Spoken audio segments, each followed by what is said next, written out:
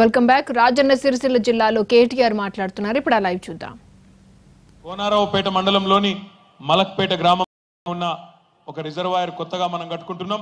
ఒక పెద్ద రిజర్వాయర్ మన నర్మాల చెరువుతోని రెండింతల రిజర్వాయర్ అక్కడ కట్టుకుంటున్నాం. అక్కడ నీళ్లు నింపుకుంటాం. అక్కడి నుంచి తీసుకొచ్చి సింగ సముద్రం నింపుకుంటాం.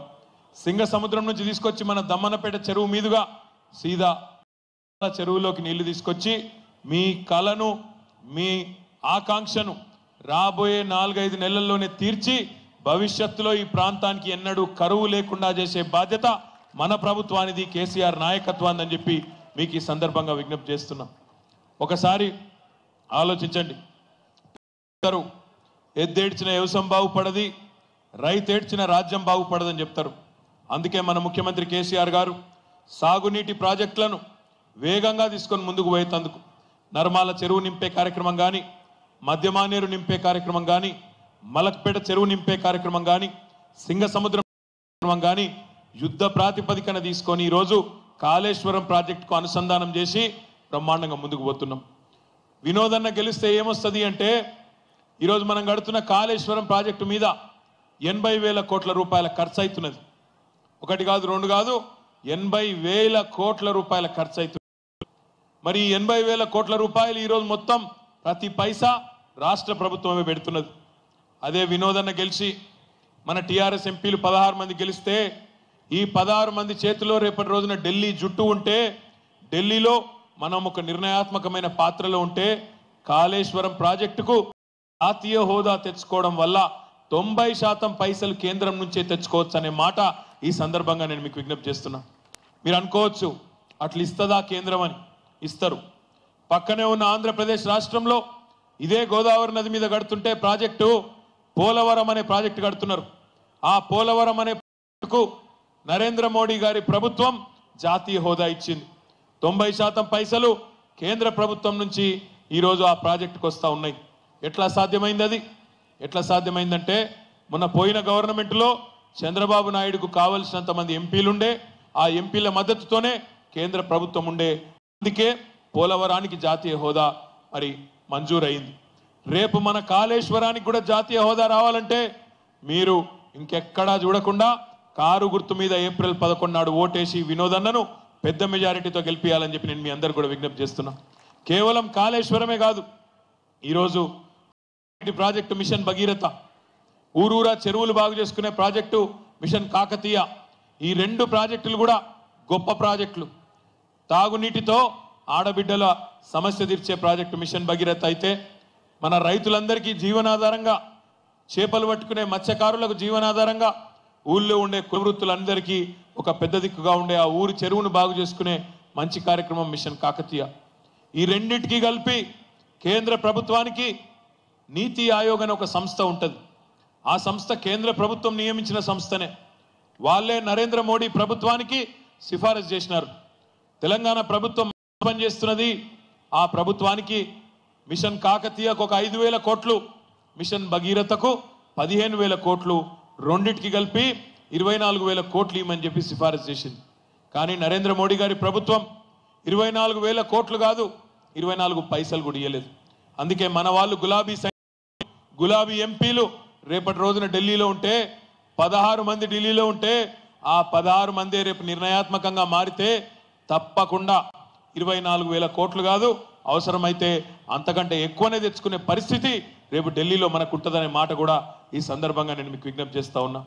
ఇది మాత్రమే కాదు, ఈ ఎన్నిక సామాన్యమైన ఎన్నిక కాదు, దేశ భవిష్యత్తును నిర్ణయించే ఎన్నిక. 71 ఏళ్ళు భారతదేశాన్ని పరిపాలించిన 2 పార్టీలు, జాతీయ పార్టీలుగా చెప్పుకునే కాంగ్రెసు, బీజేపీ. 55 ఏళ్ళు కాంగ్రెస్ పార్టీ, 13-14 ఏళ్ళు బీజేపీ పార్టీ. ఈ 2 పార్టీలే దేశాన్ని నడిపినాయి. మళ్ళీ ఈ 2 పార్టీలు బాగా చేసుంటే, బాగా పనిచేస్తుంటే ఈ దేశం ఇంకా కూడా ఒక అభివృద్ధి చెందని దేశంగా, 71 ఏళ్ల తర్వాత కూడా పేద దేశంగా ఎందుకున్నదో ఒక్కసారి మీరు ఆలోచించాలని చెప్పి నేను కోరుతున్నా. 5 ఏళ్లలోనే మన ముఖ్యమంత్రి కేసీఆర్ గారు 1-2 కాదు, ఎన్నో మంచి పనులు చేసినారు. కాబట్టే మొన్న మీరు ఓట్లేసి గెలిపించి మళ్ళీ కేసీఆర్ని ముఖ్యమంత్రి చేసినారు. ఆడబిడ్డల పెళ్లికొస్తే, పేదింటి ఆడబిడ్డలు పెళ్లిడికొస్తే కళ్యాణ లక్ష్మి షాదీ ముబారక్ పేరుతో మేనమామ కూడా కట్నం పెట్టినా పెట్టకపోయినా 1,116 రూపాయలు ఈరోజు ప్రభుత్వమే కేసీఆర్ గారే స్వయంగా ఒక మేనమామగా పేదింటి ఆడబిడ్డలకు పెళ్లి ఖర్చులకు ఇస్తా ఉన్నారు. అదే అమ్మాయి కాన్పుకొస్తే ఇదివరకు సర్కారు దవాఖానకు పోవాలంటే భయపడేది. నేను రాను బిడ్డో సర్కారు దవాఖానకని పాటలు రాసింది ఇదివరకు సినిమాలలో. ఈరోజు సర్కారు దవాఖానకు పోయి కాన్పు చేయించుకుంటే మా మేనమామ కేసీఆర్ గారు 13,000 రూపాయలు, మగ పిల్లగాడు పుడితే 12,000 రూపాయలు ఆయననే చిన్న కానుక ఇస్తున్నాడని చెప్పి అలా సర్కారు ఆసుపత్రికి పోతున్నారంటే కేసీఆర్ కిట్ రూపంలో మీకు నాణ్యమైన వస్తువులు అందుతున్నాయంటే ఇది మంచి పనా కాదా మీరే ఆలోచించండి. రైతుల గురించి అందరూ మాట్లాడిన వాళ్ళే. జై కిసాన్ అన్నారు అందరూ. ఆ జై కిసాన్ అనే నినాదం ఇచ్చింది 2 పార్టీలు, బీజేపీ కాంగ్రెస్. నినాదాల వరకే పరిమితమైనారు. కానీ జై కిసాన్ అనేది టిఆర్ఎస్ పార్టీ తన విధానంగా మార్చుకున్నది. కాబట్టే దేశ చరిత్రలో ఏ ప్రధానమంత్రి ఏ ముఖ్యమంత్రి చేయని విధంగా రైతు బంధు కార్యక్రమాన్ని పెట్టుకున్నాం. ఎకరానికి రూపాయలు 2 పంటలకు 8,000 రూపాయల చొప్పున మొత్తం 12,000 కోట్ల రూపాయలు రాష్ట్రంలోని 58 లక్షల మంది రైతులకు మన ప్రభుత్వం ఇచ్చిన తర్వాతనే దానిని నకలు కొట్టి నరేంద్ర మోడీ గారు పిఎం కిసాన్ అనే కార్యక్రమం పెట్టిండు. చంద్రబాబు నాయుడు గారు రైతు బంధును నకలు కొట్టి అన్నదాత సుఖీభవ అనే కార్యక్రమం పెట్టిండు. మనం గర్వపడాలి. మీరెన్నుకున్న తెలంగాణ ముఖ్యమంత్రి మన తెలంగాణ బిడ్డ కేసీఆర్ గారి ఆలోచన ఈరోజు దేశం మొత్తానికి ఆచరణగా మారిందంటే గర్వపడాలనే మాట ఈ సందర్భంగా మనం అందరం కూడా అనుకోవాలి. అది మాత్రమే కాదు, ఈరోజు రైతు బీమా దేశంలో ఏ నాయకుడు ఒక రైతు చనిపోతే గుండెపోటుతో చచ్చిపోయినా, క్యాన్సర్తో చచ్చిపోయినా, యాక్సిడెంట్లో చచ్చిపోయినా, ఎట్లా చచ్చిపోయినా తెల్లారు నుంచే గద్దల్లాగా ఆ కుటుంబాన్ని అప్పులోలు పట్టి పీడిస్తూ ఉంటారు. ఆయన చేసిన అప్పులు తెలియదు, చేయనప్పులు ఇంట్లో తెలియదు, కానీ తెల్లారు నుంచే వచ్చి మీద పడి. అందుకే ఒక రైతు చనిపోతే ఆ రైతు కుటుంబం రోడ్డు మీద పడకూడదన్న ఆలోచన చేసి దేశంలో ఏ ముఖ్యమంత్రి ఆలోచించని విధంగా 5 లక్షల రూపాయల జీవిత బీమా ఈరోజు రైతు కుటుంబాలందరికీ చేసి దినవారం గడిచే లోపలనే 5 లక్షల చెక్కు ఆ కుటుంబానికి అందుతున్నదంటే ఒక భరోసా ఇస్తున్నాడంటే గారు ఎట్లాంటి నాయకుడో దాన్ని బట్టే చెప్పొచ్చు. చెప్పుకుంటూ పోతే చాలా ఉన్నాయి. పిల్లలకు సన్న బియ్యం, ఆసరా పెన్షన్లు, రైతు రుణమాఫీ, 1-2 కాదు, ఇంకా చెప్పాలంటే చాలా చాలా ఉన్నాయి. ఇంకో గంట సేపు చెప్పొచ్చు.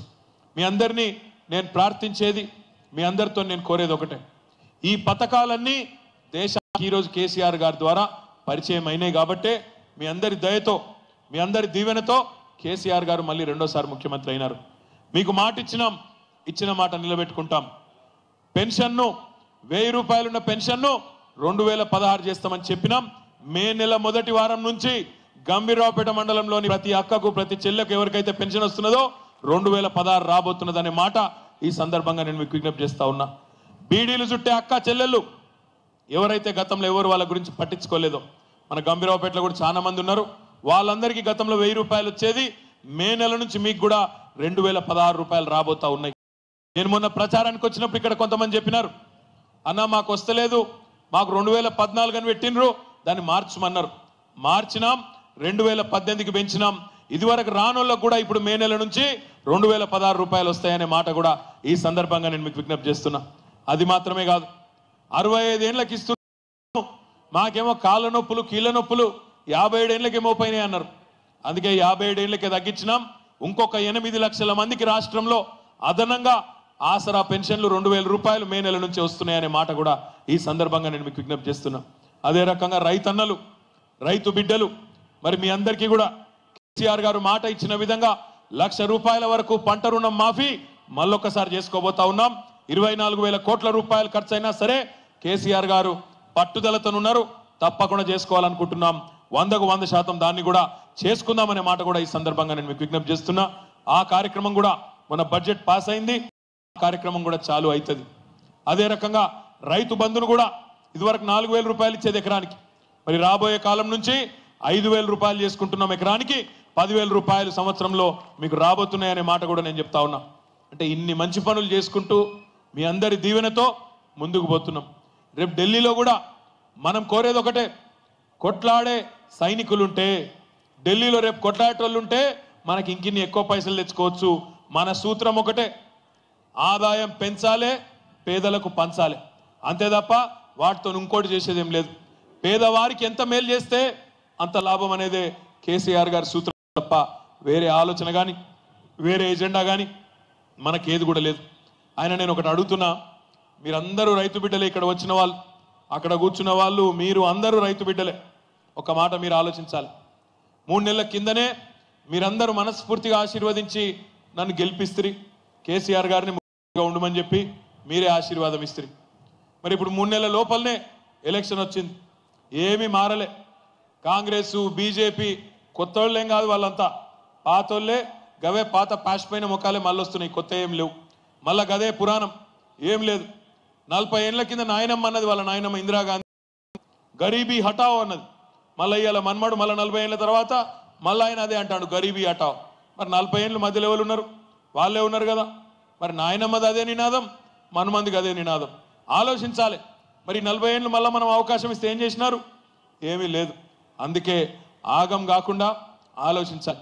ఇప్పుడు మీరందరు రైతులు దుక్కి దున్నేటప్పుడు నాగలు కడతారు. నాగలు కట్టినప్పుడు అయితే 2 ఎడ్లనన్నా కడతారు, లేదా 2 దున్నపోతులనన్నా కడతారు. అంతేనా? అంతేనా కాదా? పక్కనా? లేదా మీరు 2 కడుతుర్రా? ఎందుకంటున్నా అంటే ఆలోచన చేయండి. అయితే 2 ఎడ్లను కట్టాలి, లేకపోతే 2 దున్నపోతులు కట్టాలి. ఇప్పుడు మొన్ననే నాకు ఓటేస్త్రీ గెలిపిస్త్రీ, నేను ఎద్దునో దున్నపోతున్నా నాకు తెలియదు, కానీ నేను మొన్ననే మీ అందరికి సేవ చేస్తానికి గెలిస్తే నేను ఉండనే ఉంటే. ఇప్పుడు వినోదాన్ని వచ్చే వినోదాన్ని గెలిపిస్తే ఇద్దరం ఒకటే పార్టీలం, ఒకటే నాయకుడితో పనిచేసేవాళ్ళం కాబట్టి ఇద్దరం కలిసి బ్రహ్మాండంగా కాంగ్రెస్ అనుకో బీజేపీ అనుకో ఓటేసారనుకో, వాడు అటు గుంజుతాడు, నేను ఇటు గుంజుతా. ఏమవుతుంది అప్పుడు? వ్యవసాయం కుక్కలు చెప్పిన ఇస్తారు అవుతుంది. కాబట్టి పొరపాటు చేయకండి, ఎట్టి పరిస్థితుల్లో ఇంకో ఆలోచన చేయకండి.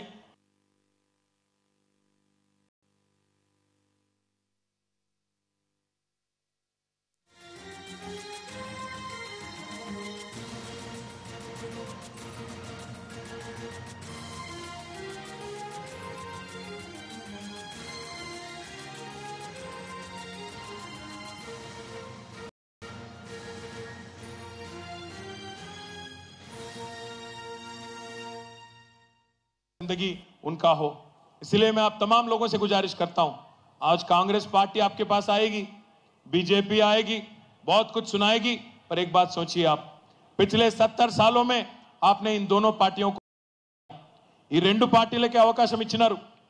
వాళ్ళ వల్ల ఏమన్నా మంచి జరిగింటే अगर इन्होंने कुछ ठीक किया हो तो आज अपना ये हाल नहीं होता. इसलिए आप तमाम लोगों से मैं गुजारिश करता हूं, 11 अप्रैल के दिन हमारे विनोद भाई को आप कार के निशान पे वोट देके सबसे बड़ी तादाद से जिताइए. गंभीराव पे पूरे सिरसिल्ला कॉन्स्टिट्यूएंसी में अच्छे से अच्छे मेजॉरिटी देके उनको जिताइए.